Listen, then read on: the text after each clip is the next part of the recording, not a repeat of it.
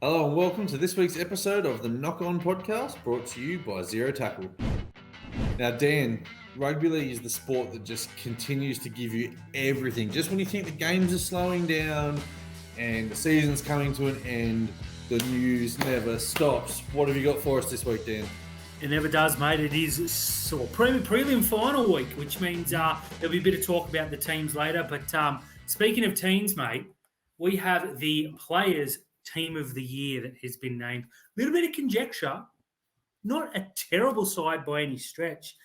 For those that haven't seen it, I'm going to read it out right here exclusively. Well, not exclusively. You can find it on Twitter. Fullback, Reece Walsh, which we both agreed upon was a pretty simple choice. The wingers were Watani Zalesniak and Brian To'o. Now, Terry, what do you think about this? I think anyone who watched rugby league this year could tell you 5 wingers better than Brian To'o, and 2 of them played for Newcastle. The fact that Marju or Dominic Young did not get in there is awful. And I think Jermaine Asako as well, the leading point scorer, one of the leading try scorers in the competition. Anyway, I'm stoked for Dallin Watini-Zalesniak because he started the season really slow and ended, he's amazing. Certainly is. Now, fair enough. The centres, Herbie Farnworth and Stephen Crichton, who I believe were our centres. Sean Johnson was the number 7, which I think picks itself. Now, a bit of conjecture here. Number 6, Cam Munster. I picked Cam Munster. I think Cam Munster was the best 6 in the competition. Fair enough. I went Ezra Man, but I'm not going to fight you too much on that. I'm going to save that for later. I think who was the other 5'8" that was nominated though? Was it Jerome Luai or was it someone else? I'm not sure, to be honest. I only saw this team, so first I ever heard about it. So yeah, no, there was. I don't think the conjecture was Munster or Mam. I think the conjecture was the third player that was nominated for it didn't belong there. Fair enough. Chad Townsend. Okay, in the back row, we got, this is the one I had a problem with. We got Hamoli Olukwatu, who I had as number 3, so no real complaints there. But Liam Martin was the other second row, which I find pretty egregious. A lot of people on Twitter, mainly Panthers fans, almost exclusively Panthers fans, did come in to argue. But I've got to say, mate, I feel like David Fafita and Britton Ikora were streaks ahead of Liam Martin and probably a little bit against Olukwatu, who probably bullied a few terrible sides later on and padded his stats, but number 3, no fight. Liam Martin, though, got to go. I don't even think Liam Martin was the best second rower at his club this year. Mm-hmm. So I think, Scott Sorensen had a much, much, much better season than him. Now, look, Liam Martin is a hell of a player, and he is one of the premier back rowers in the competition. But I think he only played like 12 games. 3 from the bench. Yeah, so... Dave Fafita is the obvious one who to miss out here that, could really feel ripped off. And I think that, you can make a case for Britton Ikora or Olukwatu or Kolomatangi or Scott Sorensen or, Jordan Ricky or any of those players. I think, Liam Martin played less than 50% of the games this year or bang on 50% of the games this year. No, not for me. Who was the lock? The lock was Patrick Carrigan, which I don't agree with, but I'm not mad about. It was either him or you. Yeah, which, no arguments there. Front, Harry Grant is the number 9. I think he was the only 9 who played well across the season. Then you got Adam Fanua Blake and Payne Haas, who I think were the only 2 in the running for the props. Well, I think, just there where you said the only 9 to play well across the season was Harry Grant. I don't agree with that. I feel that there were 2 other number 9s who were very, very good this year. Reece Robson obviously gets himself into the Origin team this year. And I think Api Coruscant, if you just had a look at pure raw numbers, Api Coruscant was incredible. His team just let him down. So Harry Grant is the correct answer, but he didn't win it by, like I've seen a lot of people turn around and say he won it by a long way. Look, maybe, but there were 2 others who definitely deserved a shout. Pretty good side, but transitioning into a side that ain't so good. Those poor old little brother, little sister across the bridge at the Dragons, mate. The Ben Hunt situation just will not go away. Now, for those who don't understand the reference, every time he's asked, hey, you're looking forward to next year? Yeah, we're working towards it. We're doing this. We're doing that. He will not commit to the St. George Illawarra Dragons. He's their captain, Terry. He's their $1 million halfback, and he will not buy in. Here's the thing for mine that really annoys me about Ben Hunt is he re-signed this year for the next 2 seasons. So that's the part that's very problematic. You know, if he was 5 years into a 7-year deal, you could understand and go, okay, well, they've let him down for 5 years, but you're also a part of that problem. And then today he's basically said, oh, the Titans won't get a look at it, and the Broncos didn't even contact me. He's angling for a move to Redcliffe. If I'm the Dolphins, I don't touch him. I think his best bet would be to go to the Broncos and play number 9 and try and pinch it a premiership there. But if I'm those 3 Queensland teams, I'm looking at his attitude. I'm looking at the way that he's doing them dirty, and I'm probably thinking, you know what? Not for me. Not for me here. No way. He's a tremendous player, but his attitude is not right. And considering that, you know, he's earned, $5 or $6 million across his time at the Dragons and hasn't really delivered anything, let's be honest. Don't get me wrong, the team around him is pretty terrible. But, I mean, this is the bloke who's supposed to be out there leading the charge, getting everyone on side, getting ready for this new incoming coach. They've signed a half partner for him in Kyle Flanagan. You know, the build's on. Flanagan, Shane, that is, obviously doesn't want to let him go, sees him as the cornerstone of the club and wants him to say, oi, commit. And he just refuses to do it. Super frustrating if I'm a Dragons fan. Lucky I'm not. Yeah, look, again, the other thing that you got to look at, if you're dealing with a player who had won a premiership or 2 and was a noted semi-finalist, you know, and had dragged bad Dragons teams to the finals, right? And let's our club here, right, the Sharks. We watched Sean Johnson literally snap his leg to get us into a final series. Mm-hmm. We have watched Nicho Hynes carry Matt Moylan to 2 final series. We've watched Ben Hunt take his team further and further and further down the line. They haven't played finals since 2018. I don't really think he's got a calling to turn around and go, I demand out, when he's a huge part of the issue that is at Cronulla. Now, Shane Flanagan coming in could look at it 2 ways. He could look at it and go, I'm going to keep this guy because he's the captain, he's our best player. He could look at it and go, there's $1.2 million worth of money that I have there, and the Dragons are a notable club, and he is a coach who gets results out of players. So you'd be probably seeing some players turn and go, well, you know, Flano's got a bit of money. Maybe I could go there and turn my career around. So who knows what's going to happen there, but look, I'm just glad it's not us for once. Absolutely, and I dare say that if there was a pretty handy halfback rather, on similar money coming available, I think you'd see Ben Hunt Rissole, but they can't at the moment because there's no one there.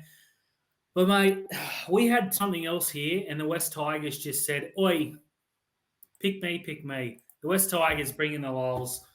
Your second favourite team, Terry. I'm going to leave this with you, and then I'm going to react.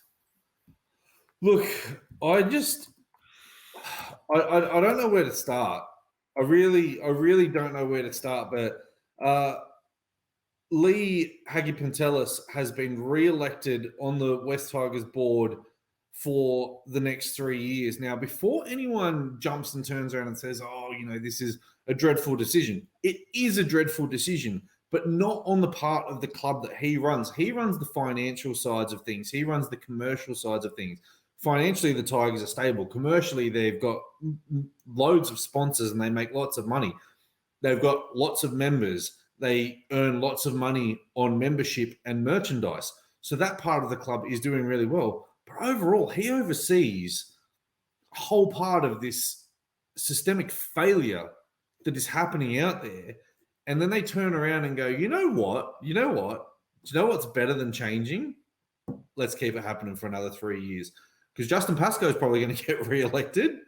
And it's just going to, be wave after wave after wave of negativity. And I think what they're trying to do is back themselves into the Benji Marshall corner and turn around and go, it isn't our problem. It's not our problem. They're the decision makers. I don't know if I can agree with it. You've seen West Tigers blow up. They're asking, why should we bother? And we've been asking them for 7 years the same thing. If a guy is overseen the worst run of non-finals results in as long as I can remember, honestly. And going back to 1985, I can't remember back that, but that's when I was born. Spoiler alert, I'm old. And they've just re-elected him unanimously. Now, he is part of the major sponsor, Bryden's Lawyers. I don't know what, if anything, that plays. I would guess not. But I can only think they're seeing it the way you mentioned, Terry, in that, okay, the financial side's good. We need to bring someone in. They've been linked to Michael Checker this week, which is just, are you kidding me? They had a board meeting, I believe, and came up with 3 ideas to help the club. Now, I can't remember them all, but I remember one, and it was players will not carry their bags on away day. But one of the ideas was the kit guy will turn up a day and a half before to get them all ready. Okay. No washing machines out in Wests. Mm-hmm. They will not carry their bags. Okay. So how are the bags going to transport them? They get in bellboys. And they will have beer in the locker room at the end of the game. They look like they have beer before the game. Premierships, like sure. Oh, my God. Oh, mate, this club. I don't want to bag them, Terry. We do a preamble before this and we go, how are we not going to bag the Tigers today? And they go, blah, blah, blah, blah. Bag us. Right before we come on, what are we supposed to do, dead set? I don't know, but if they're the best 3 ideas, now let's just, because while we're on the Tigers, let's deep dive into last week. David Ferner was sacked because he had a blow up with Robbie Farah. Now it's not as if Robbie Farah is a noted good guy and great for culture. He's rissoled everyone on the way out that he can. Like, what do you do? Like, honestly, if they were doing the in-depth investigation into it, my suggestion to them would have been just blow everything up. Absolutely blow everything up. You're off contract, good, don't come back. Benji, sorry, mate, terrible idea, you're sacked. Just get rid of everyone and see what you can do. Because the results aren't going to get better. They're going to come last again next year.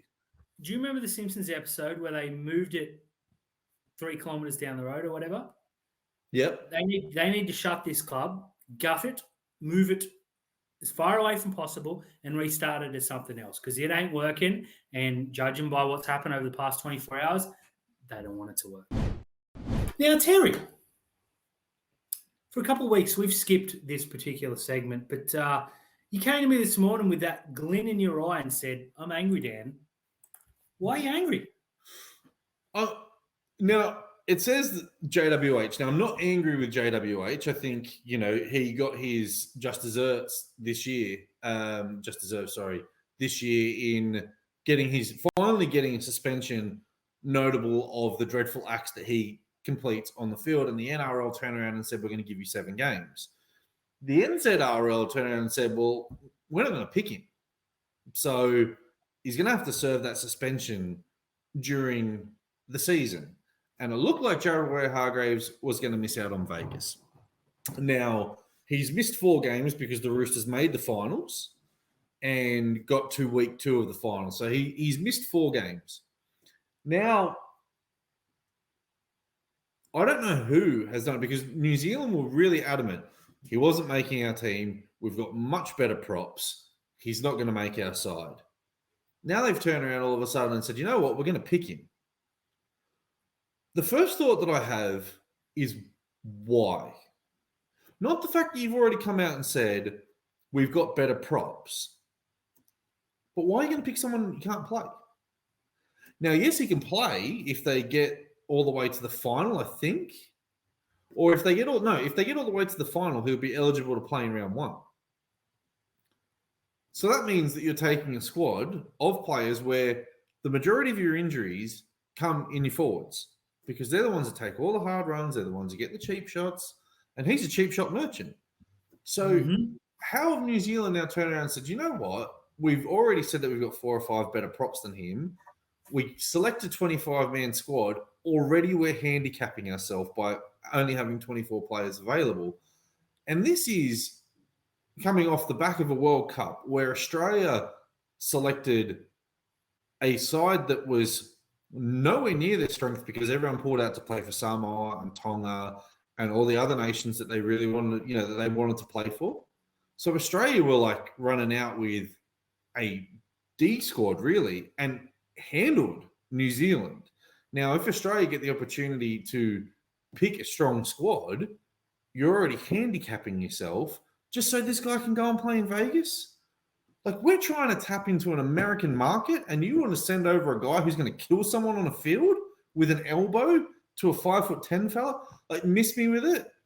I don't know who's got into New Zealand's ear, but it definitely wasn't the selectors, because they specifically came out and said, don't look at us. We're not going to bail you out here. You're not going on. You're not playing for New Zealand. To 2, 3, 4 weeks later, turn and go, you know what? You can play now. Something smells. It's not right, and it's rubbed me up the wrong way, Dan. Now, Dan, these guys seem to be your dropkick more often than not, but they're back. It's all yours, mate. Referees, officials, the bane of my existence. Just want to start this by saying I fully understand how difficult a situation, a job, a profession refereeing is. I get it. I referee soccer at a much, much lower level, and it's intimidating. It can be difficult. But at some stage, Terry, there's got to be this ownership, responsibility, perhaps. We've seen Graham Annesley come out in the preceding weeks and say, hey, so-and-so made a mistake. We acknowledge it. Too bad.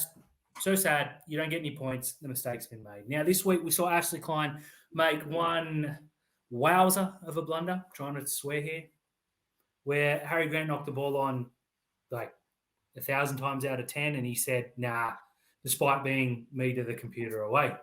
Okay, whatever. I maintain the Roosters are going on a bit too much about that, considering they got through on a strip that was missed. But when it comes down to it, Ashley Klein made a huge error, and he's been dropped this week. They've come out and said he's been relegated. He's been dropped. He is not up to first grade standard, is what they're saying. So they put him in the bunker, which to me says, you know what we're going to do? We're going to take the problem here and we're going to put it over here so you forget about it. Keep those Roosters fans quiet, which, thank you for doing that. They've been chirpy all week. But this is a guy who has made probably the worst bunker decision of all time a couple of years ago when the poor old Tigers, and as you'll see earlier in the show, neither of us cry any tears for the Tigers. We find their pain funny. And even we were spewing below and up deluxe at the decision he made, where he adjudicated a penalty, a match-deciding penalty that was just downright ridiculous. So Ashley Klein has that on his record. He's made a mistake last week. Now he's in a bunker in one of the two biggest games, or 2 games this weekend. So that's silly to say. But match season defining, grand final defining, where he can make a decision that probably will have a saying on the game. How is he being dropped? He's been moved from the field to sit where he's proven he cannot. And I don't mean to bash Klein. They're all no good. But I just cannot believe that after the blow-up last week, this happened. Sutton was dropped 2 weeks ago, been brought back. And it would not shock me at all this weekend if there's any sorts of errors from our mate G, that Klein gets the grand final and it will be forgotten. Okay, I'm all for supporting referees. I am a noted non-ref faulter when I can, so I think it's lazy, and I think coaches, especially Ricky Stewart, use it as an opportunity to pass the blame. I get it. But a guy's made a mistake. You've got other ones that can do it. Sit him down, say, that was no good. The heat's on. We'll see you in the off-season. Come back, with a fresh attitude, and put someone else in the bunker. Literally anyone else in the bunker other than Casey Badger, I don't care. Ashley Klein shouldn't be there this weekend, and you cannot talk me out of it. Now, Dan? Yes, Terry. Let's bring some positivity back, you reckon? Please. As our mate Ben Cummins will do the Canberra's, it's the set restart. Let's get straight into it. Keaon Kolomatangi. What a name. What a footballer. This guy, I am willing to go on record as saying, is going to be under tremendous demand come November 1. We've seen, I think it was the Roosters are in. Of course, they're in. They're the Roosters. We've seen him linked to multiple other teams. The Tigers have made him number 1. Scarily, the Panthers have been linked to him. I don't know if I believe that just quietly. Hopefully not. And you'd be like absolutely kidding if you didn't think Cronulla were going to have a dip. And I believe the Raiders have made him their number 1 target too. Is this bloke worth the money they're talking about? And is he worth the hype of so many teams going after his services? No, I don't think he's worth the money that they're talking about. I think there's only one back row in the competition worthy of that money, and that's David Fifita. For Kolomatangi, I think he's going to be the most in-demand player because I think he's going to be the player who would most likely leave. Like you're talking about, for mine, there's already two better players on the market in Jerome Luai and Tom Dearden, but they're probably going to re-sign with their club and take a little bit of unders. But I think even if you're a club that knows that you can't get Kolomatangi, enter your name in the sweepstakes, bump his price up, so that way it forces out a Terrell May, a Nafu White, anybody else on the Roosters, Sewell Wong, anyone else who's not going to get the kind of money that they want because you've been that club that's. And you know what? Right now, if I'm the Tigers and you can't get Kolomatangi and it's down to the Roosters and the Rabbits, I'm on the phone to everyone else going, just keep bidding, just keep putting offers in front of him, keep driving that up because the Roosters are going to have less money to play with. Now, it might give South Sydney a little bit of cash, but as we've seen, there's not some great players there out on the market. I think you're right. He's going to be the most in-demand player because he's most likely to be the big fish to leave. Yeah, I absolutely agree. I think it's very plausible that he leaves considering that South Sydney side. There's got to be some salary cap pressure there. And if I'm South, I'm going to Jai Arrow and saying, mate, see what you can do. And I'm trying to sign Kolomatangi because obviously, he's a bit more versatile, a bit younger too. Mm-hmm. And dare I say, a little bit better future. Better. And look, I'm a big Jai Arrow fan, but I think he would have plenty of suitors too, so they can move him on. But mate, I would be shocked if there's not probably 7 or 8 clubs very seriously looking at him. Probably another 4 or 5 that probably should look at him. So it's exciting to see. I agree, though. I think Luai will be the one that most people are saying, hey, we get him, we can take that next step. But Kolomatangi, with the greatest respects, I think is a little bit more likely to leave. But we're going to pivot before we talk the serious stuff. Waerea-Hargreaves made a comment a couple of days ago that seems to upset a few people when he was asked about how he would play this weekend if he was, and I wish he was as a Sharks fan, against Nathan Cleary. And he pretty much said you got to test Cleary out. You got to get him, you got to grab him, you got to twist his fingers, you got to test how bad the injury is. Do you think he was kidding, or do you think that's what they should do? I think he said it tongue in cheek, but absolutely. And I think Waerea-Hargreaves, what he was saying about the finger was because he was saying that you make Nelson captain to go to the coin toss and shake his hand, and you just squeeze it, right? And look, don't get me wrong. Like, I'm not advocating for someone to go and stomp on his hand, right? But you'd be lying if you said if you didn't catch him, if you wouldn't at least just squeeze his hands just to see what it was like. It's the same as Jerome Luai. Like, I know Jerome Luai is more than likely going to play this weekend. So if Cam Munster and Jerome Hughes had any worth of salt anytime they had the ball, no matter where they were on the field, Jerome Luai's making 3 tackles a set. Mm-hmm. You have 10 to 15 sets in that half. He should be making anywhere between 20 and 30 tackles in the first half. So, like, I don't think he was being malicious in saying that I'm going to, if I was playing, I'd go out there and deliberately hurt him and break his fingers and, dislocate Jerome Luai's shoulder. I think he's just saying it's a physical contest. It's gamesmanship. You've got to do it. There is so little between these teams, and I think Penrith go in as, deserved favourites. You've got to take every single advantage you've got. Now, again, he was very much kidding. But you cannot tell me that a player like Jerome Hughes is injured. They're going to target him all night, as Melbourne will Hughes, because these are smart coaches who look and go, all right, we need to find a way to try and find an advantage and to get to the try line to win, to get to a grand final. A bloke out there hobbling, you're running at it. This is a professional sport, and you take any advantage you can. If his fingers are sore, I'm running at him early, and I'm running at that hand. Now, I don't know. He's a pretty good defender, to be totally honest. He can probably get out of the way. But you tell me you run Nelson at him or you run Christian Walsh at him, and he's going to grab, and it's going to hurt. Like, I know he's okay to play, and I get it. The guy's as tough as, but he's human. And again, much like you, I'm not saying go out there and hurt him, but as if you wouldn't run at him a lot. One, because he's their best player. 2, he has been injured. And 3, imagine what he would do. He's going to say, here you go, Liam Martin, run at Jerome Hughes. because these blokes have the football IQ of a million. Like I saw some people blowing up going, "Oh, how can he say that?"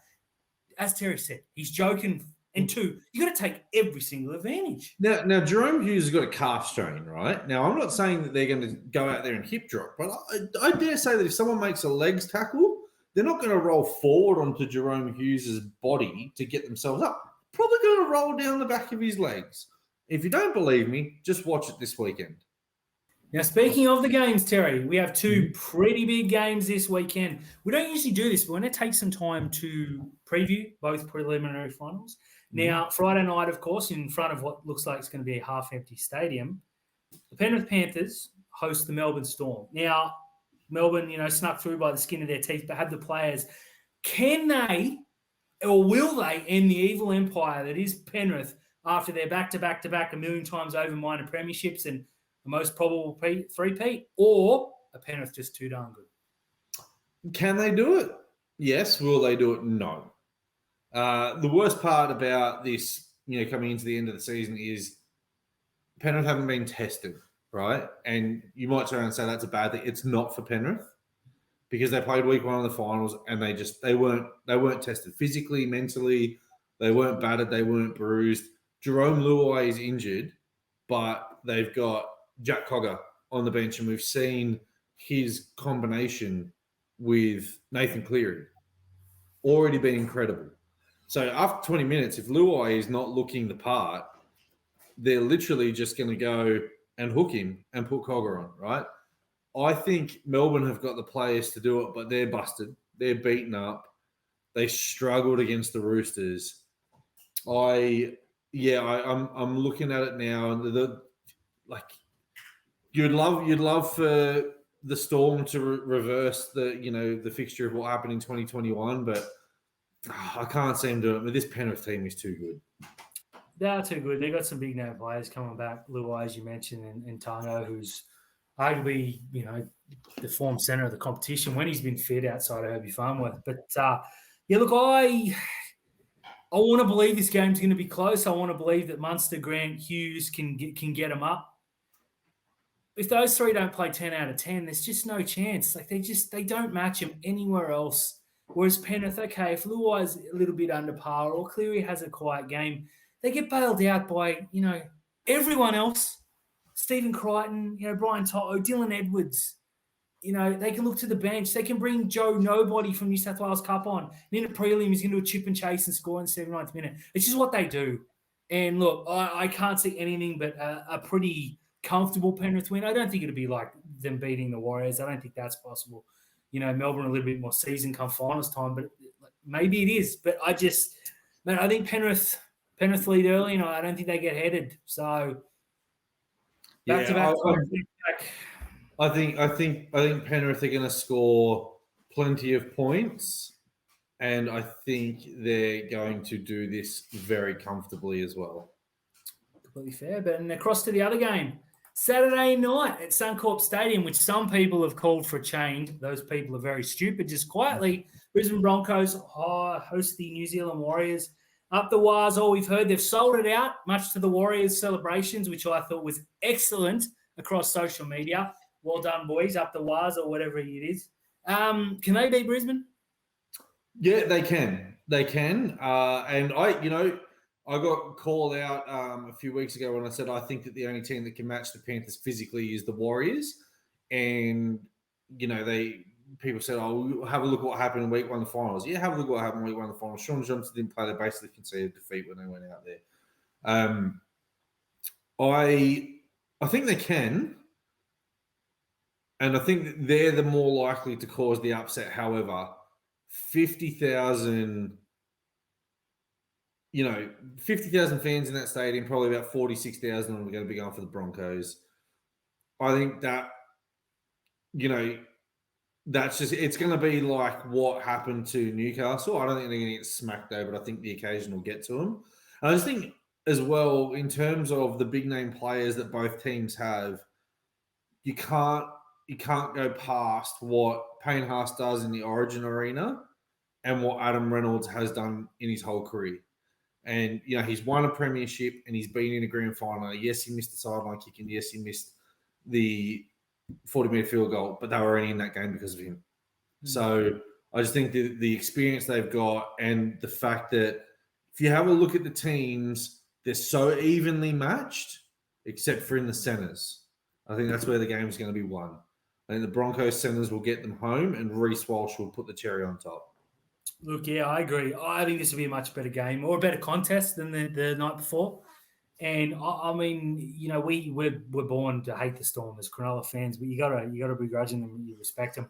I think the Warriors have just absolutely had the season of all seasons. I think the Broncos have played pretty much where we expected them to last year, and obviously Reece Walsh coming in has been that difference. Yeah, look, Adam Reynolds and Sean Johnson, Payne Haas, Adam Fanua-Blake, all across the park. This is just mouthwatering. And you look at the centers and you think there is a huge advantage. But you also have a look, right? You say that Adam Reynolds, Sean Johnson, brilliant matchup. Fanua-Blake, Payne Haas, brilliant matchup. The second row is the wingers, the fullbacks, whatever. For mine, it's the battle of the battlers. Wade Egan against Billy Walters. Like Wade Egan, yeah. Give me this game. I wish this game would go for 160 minutes, but you know, then you definitely give Penrith an advantage. So yeah, I'm going to pick the Broncos in this one. Yeah, look, me too. I think this will be exciting, and I think they'll just run away late. Give it maybe Reynolds brilliance in the 70-something minute, and I think they score a late try. 24-12, that's probably what you score line makes around sense, which sets up the grand final that I think everybody outside of the other fan bases wants, and that is Brisbane versus Penrith. Hey everyone, thanks for tuning into another episode of The Knock On, brought to you by Zero Tackle. As always, they're doing some tremendous stuff on there, so get all your news, get all your gossip, get all your player movements happening from there. Dan, what can we expect on Zero Tackle this week and next week as we head into prelim and grand final territory? Well, look, next week is the biggest week of the year for us and the team at Zero Tackle. Grand finals, there will be content out the wazoo, so make sure you join in. Videos, podcasts, written. I'll yell at you. It's going to be great. I personally am working on the top 5 preliminary finals, which I'm really looking forward to. So look out for that. That'll drop probably tomorrow or today by the time this hits the air. And I'm also doing a Keaon Kolomatangi 5 likely destinations, which I think will be hard to find just 5 because I think you can pretty much name 10 to 12. So I'm really looking forward to that. And we got some big off-season stuff. I won't blow my stack just now and give away too much. But yeah, this off-season is going to be jam-packed as people will be, divulging in things other than rugby league, which no. Zero Tackle have you covered. It's rugby league. I have to say your 5 landing spots really, really bring pleasure to my day because you did one for Alex Twal and you didn't name Cronulla. However, I told everybody that you named Cronulla and you could tell about the 150 fans that didn't read it that thought that you did because the names that you got called were absolutely incredible. I wrote a couple of them down. So, but check it out. 5 landing places for Cronulla. Look, there's a left edge back. 5 landing places for Keaon Kolomatangi. Sorry, there's a left edge spot for him at Cronulla. But as always, thank you for your support. Listen to The Knock On.